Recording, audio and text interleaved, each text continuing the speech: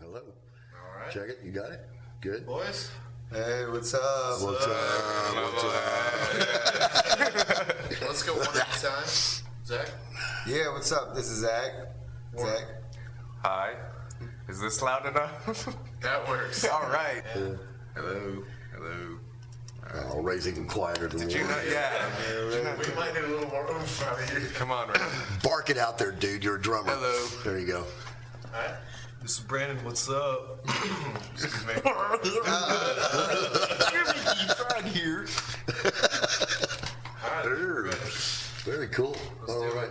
What we're going to do is we're going to do an opening bump. And basically this is Warren. What's your last name? McCallum? Yeah. Okay, just use your first name. This is Zach Scroggins. Just first and last name. This is such and such. This is such and such. This is such and such. This is such and such. This is such and such. This is such and such. This is such and such. We are 1140, and you are listening to Doggie Time on DentonRadio.com. All right. Have you got that? We are 1140. Let's try it. Ready? We are 1140, and you're listening to Doggie Time on DentonRadio.com. Okay, your minor sixth was off. Okay, I'll bring it up a little bit. Bring it up a little bit. Okay, one more time with feeling. This is 11. We're 11. Somebody in this room is 1140. Don't you remember words for your job, man? In his defense, nobody told him he had to think today. Yeah. Okay, here we go. Ready? We are 1140, and you're listening to Doggie Time on DentonRadio.com. Oh, that's going to be such a great train wreck. All right. That's right. Okay, so let's try it. This is Warren. Oh, okay. This is Warren McCallum. I'm Zach Scoggins. This is Ray T. Hedina. This is Brandon Hant. And we're 1140, and you're listening to Doggie Time on DentonRadio.com. Can you dig it? Can you dig it? Can you dig it? Can you dig it? Can you dig? I can dig it. I'm not good with digging. You're not digging? You weren't going to dig when you come in there. I saw that. Can you dig it? I can dig it. You can dig it. Can you dig it? I can dig it. I knew that you could. This is the BBC Home Service. Here is the 8 o'clock news. Look at us here, waiting like tramps for a lift. When I think of the time when one just got the old bus out, petrol in the tank, wife and kids inside, they were off to any damn where. Anywhere you please. Just imagine, anywhere you please. Look at us now. Buses, empty roads, trains, packed like sardines without the olive oil. Just look at us. Do you know, I spent 2.5 hours in the queues yesterday, and all I came back with was 3 sausages and 2 pounds of artichokes. The vegetable queue got so political that they had 3 governments all in power at the same time by the time I got to the front. A foreign correspondent commenting on the speech said, It's doggy time. Technically, not everybody has feet. That's true. You're right. Fish You're don't really have feet. insensitive Yeah. to footless people, but everybody Oh, else. you know what? Footless people need to step up. I like feet. They need to toe the line. I'm just saying. So much. I shouldn't do that. I feel like such a heel now.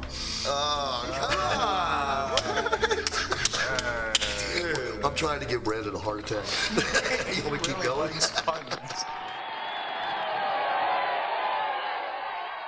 Pause up, my cats and kittens. You're listening to Doggie Time on DentonRadio.com.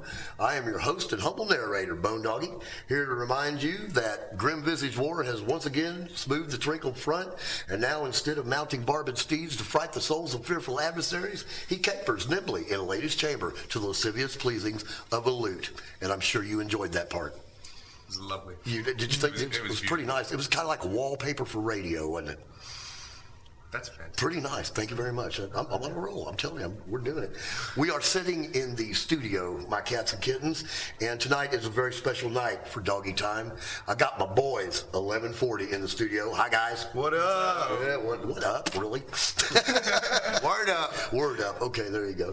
And we talk about 1140 on this radio station a lot. We have been joined at the hip for a long time, Bone Doggie and the Hickory Street Hellraisers at 1140. And finally drug you guys in here, not even kicking and screaming, really, pretty willfully. Very willingly come in here, and so that's very nice. I appreciate that. We will be having a little interview with these boys in a few minutes, but what we wanted to talk about here real quick is some of the things that's going on with Denton Radio right now. And one of the things that Bone Doggie, your humble narrator and host, is doing is recruiting like crazy. We're doing 2 open mics. We're doing one over at Abbey Underground on Sunday night, and we're doing another one at 2 Charlies, which is over there at 809 Sunset, on Wednesday nights. And we've just been scarfing up the new kids, you know, and when the school year comes running around, I know that we're finishing the school year now, but when it comes back in the fall, we will get a whole new passel of newbies. And so we're looking forward to that. But during the summer here, we've got gigs coming up. We've got some special shows coming up, and we're going to be just recruiting like crazy and trying to build our roster. So, what do you think of that? Sounds good. You like it? You like Hey, it? man. I know. My paws are up. It's really weird because, you know, it's, you know, and this is something else we talk about on the show a lot, is just these kids that come along and they're just amazing, you know, the talent level is. So we're going to see what we can scarf up and dig up and just keep building the radio station as much as possible. So anyway, that's what's going on for right now. We got a show to do. Are you ready? Let's do it. We should do this show? All right. But first, we got to pay some bills, so let's hear a word from whichever sponsor we actually have a recording of. Push the button, Max.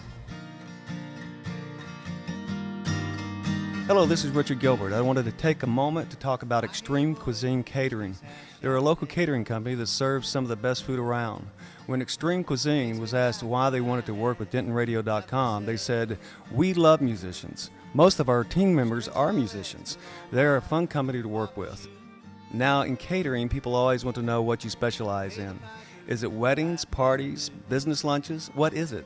Well, at Extreme Cuisine Catering, they can do it all. These are professional chefs that can cook absolutely anything, from the mundane to the extreme. Weddings, celebrations, business lunches, they can even do specialty meals for those of us with certain dietary needs. And if you are a real foodie, they can also offer cooking classes. You only get this from a company that has been cooking for Dentonites for 13 years. That's right, I said 13 years.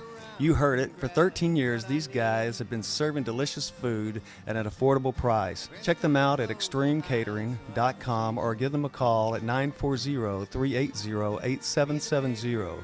Again, that number is 940-380-8770, and their website is extremecatering.com. I circle around the sun trying to get things done.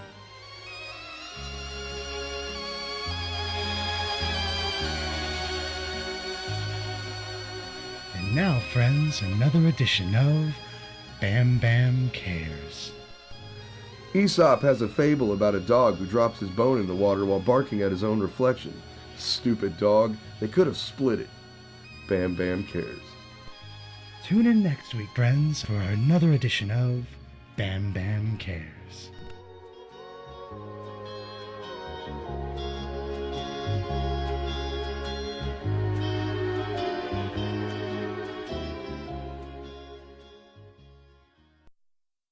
Doggy time. Doggy time. Doggy time. Doggy time. Doggy time. It's doggy time. Paws up, my cats and kittens. This is your host and humble narrator, Bone Doggie, here to remind you to tune in to Doggy Time, which can be heard Tuesday nights at 8 p.m. here on DentonRadio.com. Doggy Time will fill your musical plate with such culinary goodies as local information, innuendo, murder, mayhem, and of course, the good old-fashioned family fun that is local Denton music. You'll also get the benefit, my cats and kittens, of hearing directly from our good friends, the likes of Soul Police, Backwater Opera, My Kick Drum Heart, and the occasional Hickory Street Hellraiser, just to name a few. Now, we understand, my cats and kittens, that you can't always be in front of one of these digital contraptions at 8 p.m. on a Tuesday night. Well, old Bone Doggie has got some joyous news in which to caress your earbones. You can listen to Doggy Time anytime simply by tuning in to DentonRadio.com and clicking on the banner that supports your humble narrator's visage. Or, if you'd like a direct approach, go to DentonRadio.com/Doggy Time, DOGGIETIME, where you will not only hear the latest episode of Doggy Time, you will be presented with a veritable cornucopia of past episodes, all at your digital fingertips. So feel free, my cats and kittens, to sit back, relax, and at your leisure, listen to Doggy Time anytime on DentonRadio.com. Can you dig it? I can dig it. I can dig it. I can dig it. I can dig it. I can dig it. I knew that you could.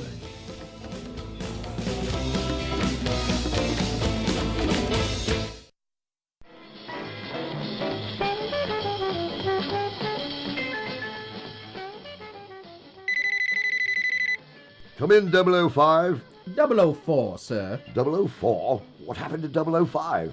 Well, I'm afraid he's 00 dead, sir. 00 dead? Are you 00 sure, 004? That's a 00 doornail, sir. 00 done in 00 Dubai, I believe. 00 damn. This is a 00 disaster.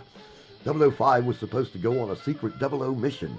Would that be the 00 mission to seek out and infiltrate the live music scene in 00 Denton, sir? 00-04, that's supposed to be a 00 secret. With respect, sir, live music in 00 Denton is no 00 secret, sir. Everyone knows about it. Are you sure, 004? Oh, 00 definitely, sir. Sir, if I might make a 00 suggestion, I'd like to do my 00 duty and volunteer for this 00 mission in place of 005. That's bloody 00 sporting of you, 004. You realize, of course, this is a 00 dangerous detail. Are you up for this sort of thing? This 00 business could get bloody. 00 positive, sir. I'm 00 ready to go. Very well, 004. You will be 00 dispatched to 00 Denton to seek out live music scene in place of 005. 00 righto, sir. Oh, and be sure to stop off and see 009. Pick up some of those 00 gadgets you chaps are so fond of.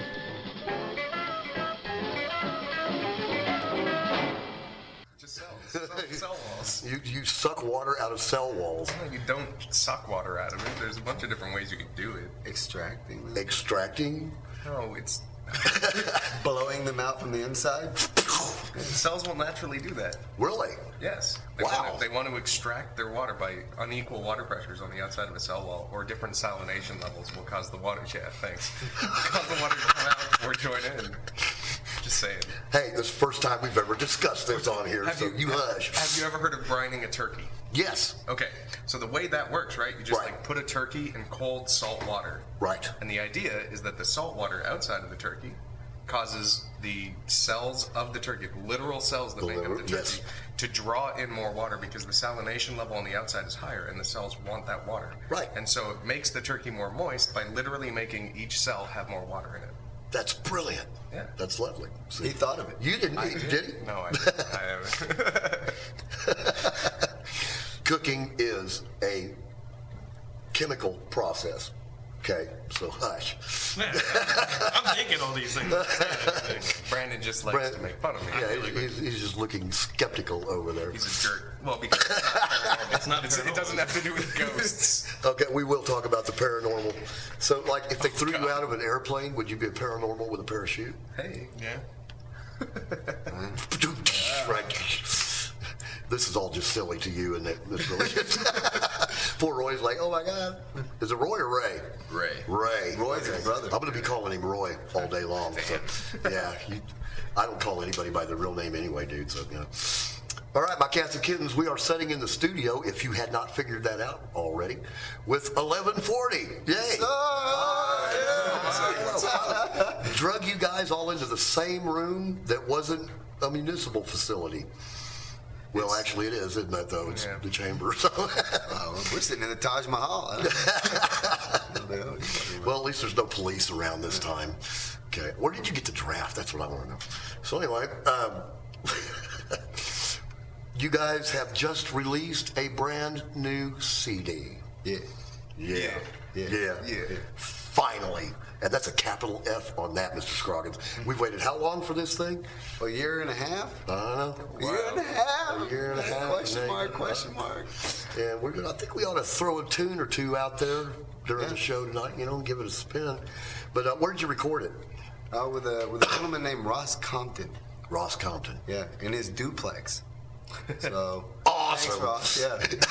I mean, he did a very good job with what he had. Right. Like we talked to him and got to know him and got to hear some of the stuff he did, and he had minimal equipment, right? You know, but we all talked about it, and we figured, talking to him and talking about the situation, that the best equipment that he could have for us at the time was between his ears. You know what I mean? And thank you very much. Nobody's ever said that. But that is a brilliant observation. Yeah, and you know, just we heard some of the other stuff that he recorded on lesser equipment, right? And he did a great job. And so, to me, if you can take, you know, something on light equipment and make it awesome, right? Imagine what you could do with something just a step up. And he had already had plans to step up from the equipment that he had, and he did. And he did a really good job. Well, he did. You know, from what I've heard of the recording and everything, I mean, it's seamless, and it's got the presence. You know, it's full. It's good full recording and all of that stuff. So you know, sometimes you don't need a mega studio to get done what you got to get done. Yeah. You know, and that's very cool. So now you are out promoting it. Have you done an official CD release yet?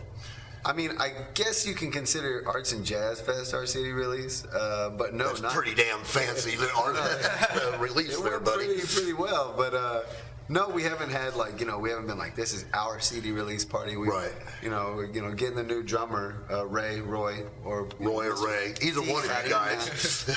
Yeah, we had to get him up on everything, and that kind of coincided with it, getting him in there and getting the albums. Kind of came together at the same time. Right. So it's like, well, we got to get him up on the new stuff. Right. And, you know, it kind of took our focus off the CD release, you know, situation. So getting him on board to us was like the main priority. And we sold enough albums, made our money back. Right. And well, you did the T-shirts and all that. That was hysterical. I just loved that. Awesome. That was very cool. Tie-dye, that was great. Thank you. So where did you find Roy? Ray. Zach works with my older brother. Oh, okay. And whenever they needed a drummer, they just let me know. And it took me a while to actually join it. Once I did, when I got to the practice, I didn't even know I was actually joining the band. I was just finding a place to set my drums set up. They'll do that to you. And then I was like, oh, these guys kidnap you. All right, I'm in the band. This bunch will kidnap a musician. I've seen them do it before, and we find them in the car trunk later on. You know, and have to let them go every time. But so you just kind of waltzed in, and I guess you'd done a couple gigs with them. One or two, or had yeah, you I've been done about rehearsing? 3 so far before Jazz gigs Fest. Before Jazz Fest, right? And then you just decided it was a good fit. Mm-hmm. And I know for a fact that Brother Gary, who is not with us today, was happy as a clam to see you coming. You know, Gary did a great job though filling in on the trap, man. He really did. He's a great drummer. For those of you who do not know my Cats and Kittens, Gary Chase is the hand drummer for 1140 OG, and who's actually a honorary Hickory Street Hellraiser, by the way. He's done 4 or 5 gigs with us now, and I don't know about you guys, but we got him in a tie. He was still wearing a Hawaiian shirt, but he had a tie on. And I think a red, white, and blue tie. Oh my God, he looked like a fruit salad that exploded. But I talked to Gary, you know, and he was doing the trap set thing while you needed him, and then, you know, I ran into him randomly, and he said, "Dude, Doggie, we got a drummer," and he just had this huge grin on his face. I said, "All right," so he's back to the hand drums and all of that, and I hear he is ailing. Yeah, he's got a hernia. Awesome! How'd he do that? He's deadlifting a Volkswagen Bug. I don't even know. I mean, but to tell you the truth, like when you see him play, you can tell how he would get. You know, I know it. As crazy as he is on stage, you can tell that's probably just how he lives life. He does. He's really good at hurting himself. He's good. Really inventive ways of doing it. Oh man, he's had some crazy injuries, man. Oh, has he? And he always tells us about it beforehand. He'll come to practice and, I got this great idea. I'm going to build a ramp out of street signs. I'm going to take my bike off it. And you're like, Gary, that doesn't sound like a smart idea. Where are you going to do it? In my driveway? Which is at like a 45-degree angle. We're going to land on concrete. It really is. Yeah, it'll be fine. Like maybe he's one of those guys like, you know, what's this button do? Totally. The one that says don't press. Yeah. And then the next practice he shows up with a leg in a cast or something. Like, I told you, man. Well, I think the reason he was so excited to get off the kit is because, you know, he's a hand drummer. You know, he's a natural hand drummer. That's his thing, and you know, a person who might play the bass and the guitar, if they're primarily a bass player, right? But they can play the guitar, right? But bass is where they love to play. You know, it's what they love to play. I can relate to that. You know, it's the same thing. Like he can play the drums and he can play the hand drums, and he was happy to fill in for us.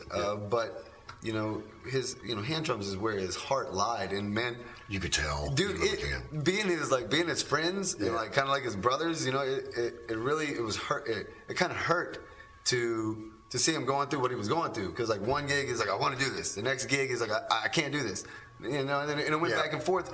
But it wasn't because he's bipolar or anything. It's just because he is. You know, well, maybe we all are. You know, we all are. Yeah. That's why we're musicians. Yeah, exactly. But exactly, you know, to me, it was like he wanted to do this for us so much. But then he would just look over at all those drums that he had set up in the room, all those hand drums he had set up in the room, and it was like looking at an old toy that you used to play with, but you have to grow up, you know, but you're like, no, I don't want to grow up, you know, like you were saying earlier, you know.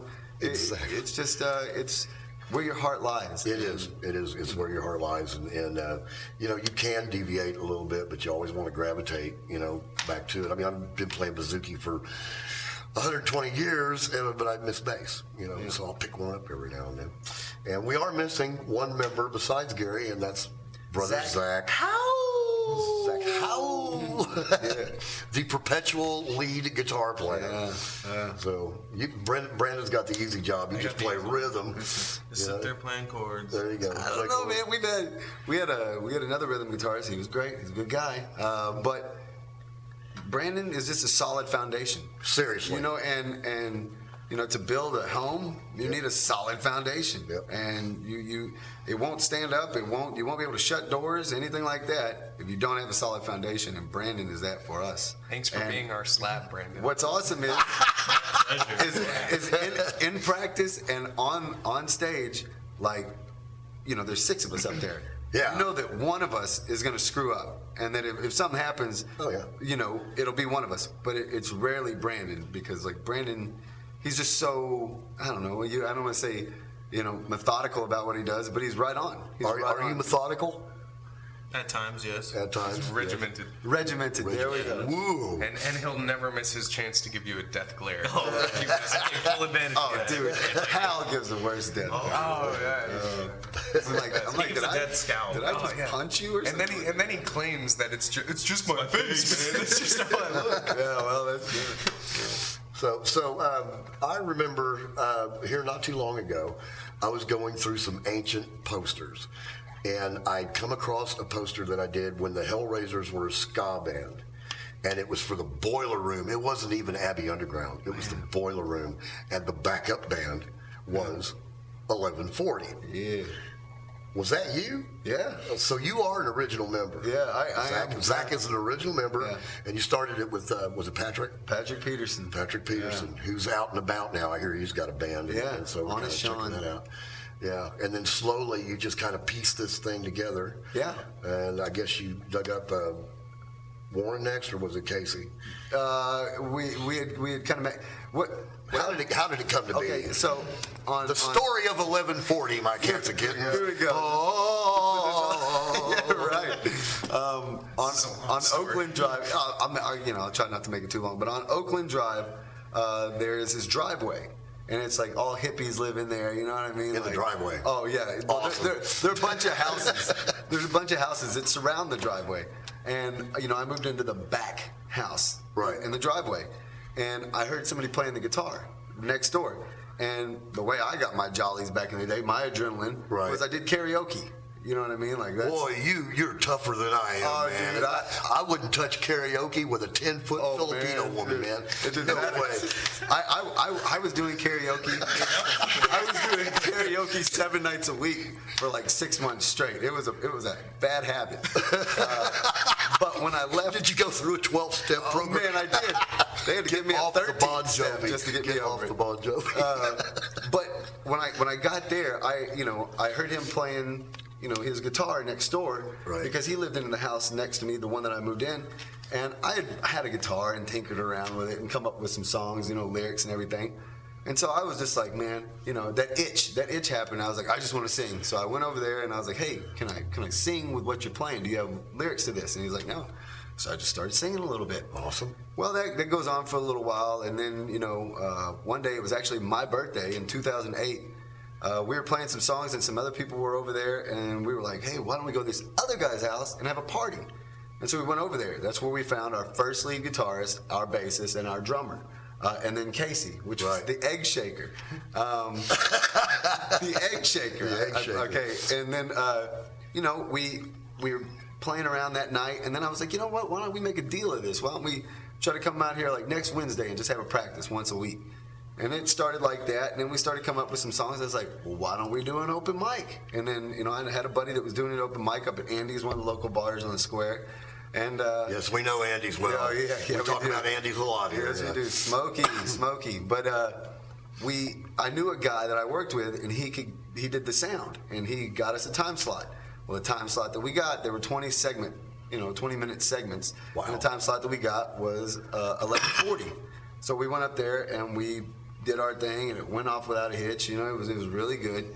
And so the first time you actually performed as a little group there, it was 11:40 at night, hence the name. That's how we got the name.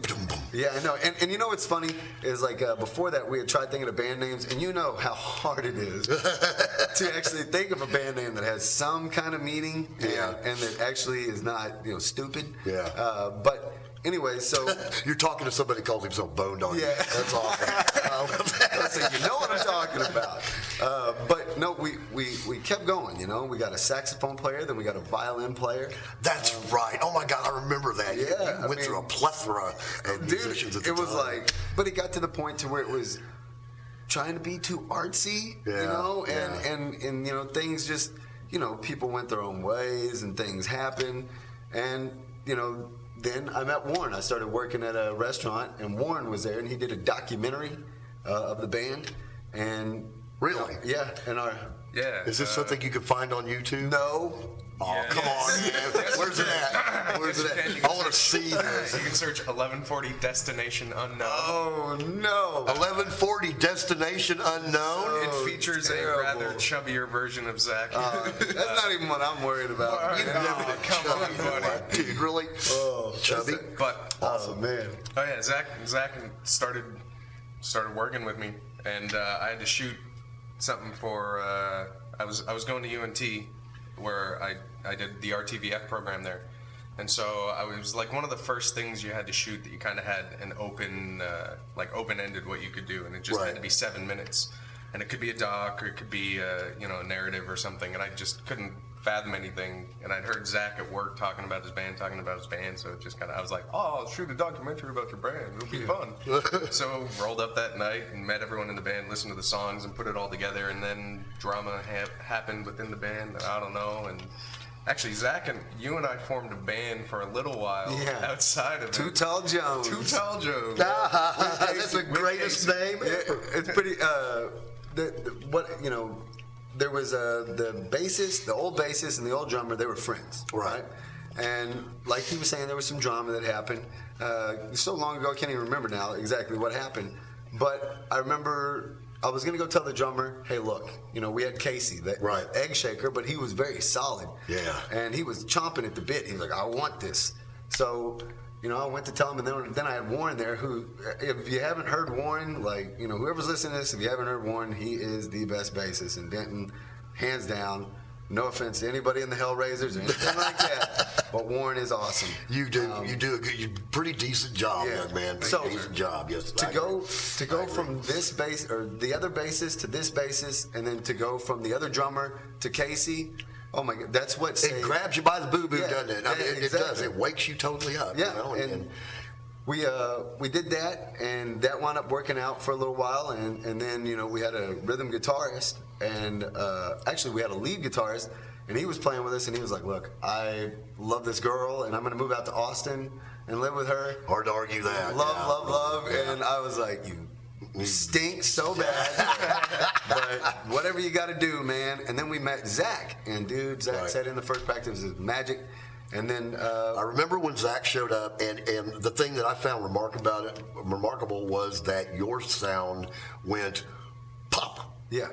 You know, it changed what you guys have been working on, and it added life to it. You know, and not to say that you didn't have life before, but the thing is that extra element, just went boom. Well, you know, and then from there, and you're 100% right. You're 100% right. From there, we had an old guitarist. You know, to everything to him was almost like a reggae, type thing. Yes. And which I've got nothing against. But with the things kind of starting to set into place like they were, it was almost like okay, let's start. Not what you're looking for anymore. Let's start making some rock and roll here, please. Exactly. And then we had Eddie Van Halen. Yeah, we did. And then he came on board, and then that's when everything just went from don't know what we're doing here to rock and roll. Right. And when that happened, dude, that's when everything just became alive. Like that was the heyday of 1140, and then Casey passed. Right.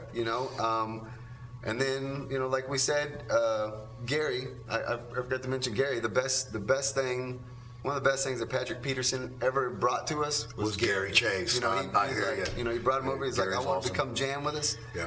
Came and jammed with us, and then when Casey passed, Gary took over the drums, and he did it for a while. That to me was remarkable. That was a hard time, and we did talk about it on this radio show. Honestly, one of the things I was so proud of was Jazz Fest. Yeah. You got to play Jazz Fest the first time this year. Yeah. Was it a big deal? It was a huge deal. It was for me. It was awesome. Like it was the best moment of my life playing Jazz Fest. I wouldn't give it for anything in the world. It's a blast. It really is. It's fun. And I don't know about you guys. One of the things I love about it is the fact that you look out there and it's Denton. Yeah. A sea of Denton. And there's a lot of people sitting in front of you that have never seen you before, and the next thing you know, your Facebook blows up. Yeah. Who are you guys, and they, start chiming in on you and stuff like that. This is radio gold right here. Through the advent of time and the time-space continuum, while some of you are sitting at home, my cats and kittens, listening to this broadcast, we, in the synchronicity of life. Yeah, good word. Are actually up at Dan's getting drunk and playing music up there right now. So, I feel very drunk. Well, wait till we get you up there in real time, dude. All right. But we're playing Dan's tonight. So I guess you guys are going to be with us at the birthday bash in July 19th. Did you tell the band about it yet? Guys, you guys know, right? Wait, what? You didn't tell the band, did you? Yeah, we're playing with them in July 19th. We don't operate. We should have enough time. It's going to be fun. The burlesque troupe's going to be there as well. So, yeah, I love those guys. Tipsy was in here last week, and she promised that they'd come and do the show. And so, that's July 19th, Friday night, my cats and kittens, Bone Doggie's annual birthday bash. I guess you guys have already done a couple of them, at least. What, the birthday bash? Yeah, the birthday bash. I've done a couple of those. Yeah. And then in August at Abbey Underground, I'm putting this together now, is the show that should have happened at Denton Radio on the Square, which would be Mockingbird Station, Levi Cobb and the Big Smoke, 1140, and Bo Doggie and Acre Street Hellraisers. I'm okay with that. That's going to be a fun night. That's going to be one. We're going to call it Burning Denton Down. And that's basically what we're going to do. Speaking of Burning Denton Down, we need to play a tune off your CD. Pick one. What do you want to hear? It's on Brandon. Go. Brandon, go. You have 5 seconds. Let's go Delta No pressure. Jones. Magic of time. Delta Jones. Who is it? Delta Jones. Delta Jones. All right. And this is off the new CD, which is entitled Survive. Survive. I love that. We all get up there and get to yell that part, So very cool. So this is who, Jones? Delta Jones off the CD Survive 1140, and you are listening to Doggy Time on dentonradio.com. Push the button, Max.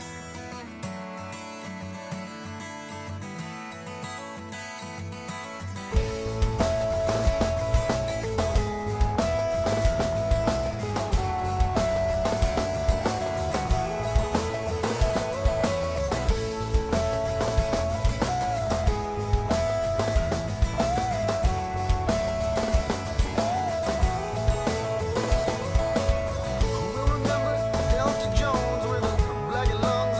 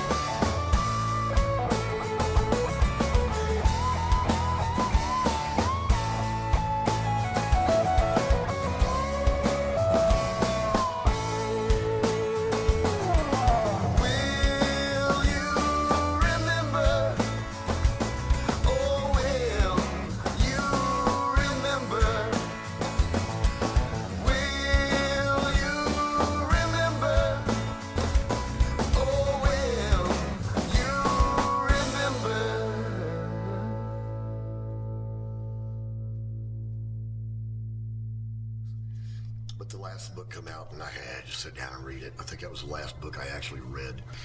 Just pages, you know. Potter Files, do you know your unforgivable curses? Of course. All right. Really? All right, my cats and kittens, we are back. We've got 11:40, and we want to know, what are the unforgivable curses? All right. The Cruciatus curse, which is the torture curse. Crucio. Yeah. We got Avada Kedavra, the killing curse. Right. And, what's it called? The Imperious curse. Is it Imperio? Yes. Imperio. That is the command for the Imperious curse, which allows you to possess somebody. Ah, right up your alley, Mr. Paranormal. Yeah. So Brandon likes paranormal. I do. Are you a ghost chaser?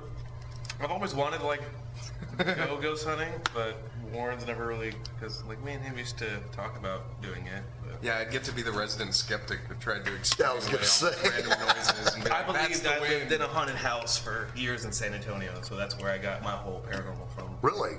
Did you have a paranormal experience? I had multiple, but I was too young to actually realize it. It wasn't until I grew up that I realized something was actually going on in that house. Really? My mom had experiences, I had experiences, aunts, my grandma, everybody in that house had experiences. So furniture floating through the air was just kind of part of life for you you can say that. And then you realized it wasn't supposed to be happening. I was like, why is this house not moving? Why is all the furniture staying there?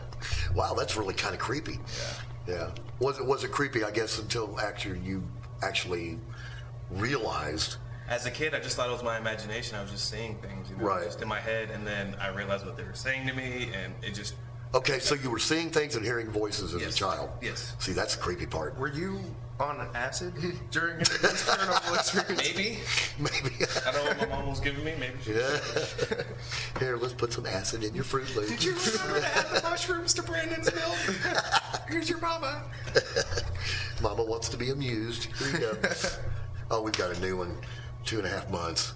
And he's, the kid, the hairless puppy is what we call him. My dog is just like, wow, dude, really? What's that? It smells funny and it makes a lot of noise. So, but parenthood, none of you guys are a parent, are you? Not yet. Oh, no. That you know of. We all look at Warren. Why? It could be. No. So, all right. Well, guys, thank you so much for coming out and doing this mess. I really appreciate it. Finally got 11:40 in here to yak at you. And you got some gigs coming up. Let's see. After Dan's, what do you got going on? We have 31st at Haley's. 31st at Haley's. 31st at Haley's. And you can buy tickets for that gig. Can buy tickets. Where can you find a ticket for that gig? Just hit us up on Facebook, 114011. 40 Music. Yeah. So Facebook.com. And how much are you bending over the poor how much are you charging for these tickets? Only $10. $10? Yeah. And who's with you? Do you know? We do. I don't know. Oh, really? So this is a promoted gig, and yeah. So you have no idea who you're going to be playing with? No, it has the people on the tickets, the other bands on the tickets, but it's like a mystery box, and we choose to approach it that way. It's more fun. Okay, potpourri gigs are a bad sign. I'm just saying, boys. Yeah, well, I think be careful, closers are the Red Hot Chili Peppers, and then the band that goes on for them is Led Zeppelin. I think Led Zeppelin's coming together. So we're opening for Led Zeppelin and the Red Hot Chili Peppers. $10. It's crazy because Led Zeppelin's opening for the Chili Peppers. It's really weird, but the Led Zeppelin's really old now. So. Well, it's market share, and Tiger Beat probably is the one that's putting it on anyway. Tiger Beat's always which means that Justin Bieber will probably actually be the one that's headlining. He's working the door, actually. Good. That's where he needs to be. We're not big fans. So, all right, guys. Well, thank you so much for coming out. And I think we need to say au revoir with another 1140 song off of Survive. What do you want to hear? Ray picks. Pick Ray. Shondor. That is actually a favorite. We play it on this radio station all the time. So, my cats and kittens, we are going to say goodnight to 1140, and it was Ant. And we're 1140. You already did that part. Sorry to interrupt. That's fine. I get interrupted all the time anyway. Nobody cares. I'm just bone doggy. No, that's not true. Get the hell out of my office. Good night, my cats and kittens. We will see you next week. You are listening to Doggy Time on DentonRadio.com. Can you dig it? Pause up. Yes, we can dig it. 5 years and you guys still haven't got that right. Yeah. All right. Push the button, Max. Well, I dug a hole, it was 6 foot deep, and filled it with bad decisions. Well, dirty lies and bloodshot eyes, and truly cruel intentions. Well, I dug a hole, it was 6 foot deep, and filled it with sadness and sorrow. And now I waste away on those saddened days with that money that I've borrowed. Well, I dug a hole and it was 6 foot deep, and then I looked down into it. How could it be that's me I see, lifeless in the pit? No, no.